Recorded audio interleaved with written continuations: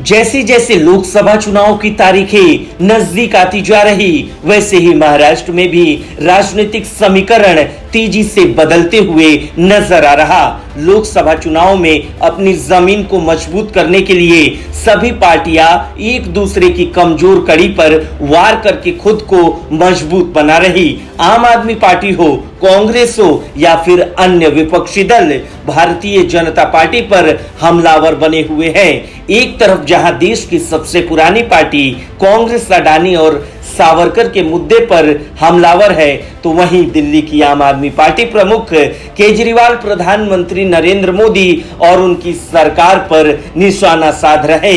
विपक्षी दल ये भली भांति जानते हैं कि अगर बीजेपी को हराना है तो उन्हें पूरे विपक्ष को साथ लेकर चलना होगा, लेकिन बीजेपी के विरुद्ध बना विपक्षी दलों का गठबंधन कमजोर होता हुआ नजर आ रहा। ये बात हम इसलिए कह रहे हैं क्योंकि बीते दिनों एनसीपी पार्टी प्रमुख शरद पवार ने सावरकर, अडानी और पीएम मोदी की फर्जी डिग्री मामले में बीजेपी के लिए राहत भरा बयान दिया था। शरद पवार के इस बयान को विपक्षी एकता में दरार के रूप में देखा जा रहा। शरद पवार के भतीजे अजित पवार को लेकर भी सियासी पारा चढ़ा हुआ है।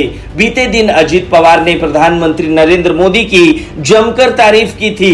अजित पवार की गई तारीफ के बाद तो लगभग तय माना जा रहा है कि अजित पवार बीजेपी में शामिल हो सकते हैं। अब इन सियासी अटकलों के बीच एनसीपी सांसद सुप्रिया सुले ने ऐसा बयान दे दिया है जिसके बाद दिल्ली और महाराष्ट्र की राजनीति में बवाल उठना तय माना जा रहा।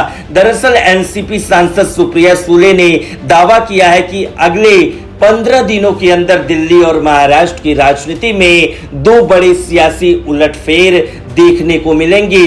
हालांकि सुप्रिया सुले ने इस बात का खुलासा नहीं किया कि वो किस तरह के बदलाव होंगे।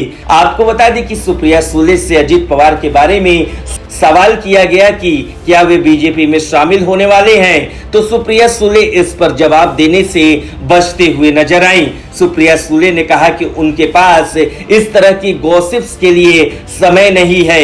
ये सवाल अजित दादा से ही कीजिए कि क्या वे बीजेपी में शामिल होंगे या नहीं। मुझे इसकी कोई जानकारी नहीं, लेकिन जो मेहनत करता है उसी को लेकर इस तरह के बयान सामने आते हैं। खैर, सुप्रिया सुले की इस बयान को देखा जाए तो इससे यही लग रहा कि अगले 15 दिन दिल्ली और महाराष्ट्र की राजनीति के लिए बड़े अहम साबित हो सकते हैं। अब देखना होगा कि आने वाले 15 दिनों में हमें क्या सियासी उलटफेर देखने को मिलेगा। ब्यूरो रिपोर्ट, न्यूज़ चौक।